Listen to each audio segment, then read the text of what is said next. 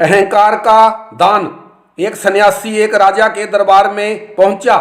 राजा ने सन्यासी का खूब आदर सत्कार किया। सन्यासी को राजा के बर्ताव में अहंकार का भान महसूस हुआ।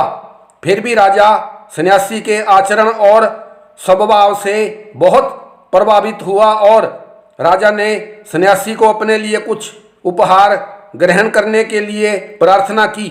सन्यासी ने अपनी स्वीकृति दे दी।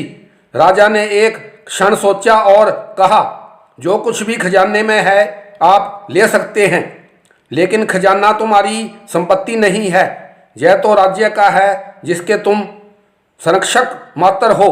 सन्यासी ने कहा, तो आप मेरा ये महल जमीन जायदाद ले लीजिए, यह सब तो प्रजा का है, तुम किंच मात्र भी इसके स्वामी नहीं हो।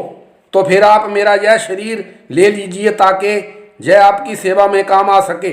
यह शरीर तुम्हारा नहीं है, तुम केवल इस की देखभाल करने के लिए ईश्वर की ओर से नियमित किए गए हो। तो फिर आप ही बताइए प्रभु के मैं आपको क्या भेंट करूं, क्या उपहार दूं?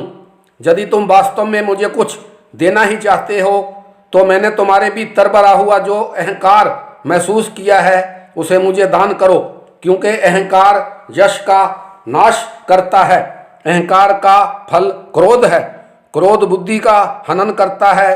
अहंकार से ही ईर्ष्या उत्पन्न होती है, अहंकार ही मनुष्य के नाश का मूल है। राजा सन्यासी के वाक्यों का आशय समझ चुका था। सन्यासी के चरणों में गिरकर क्षमा याचना करते ही राजा का अहंकार दूर हो चुका था।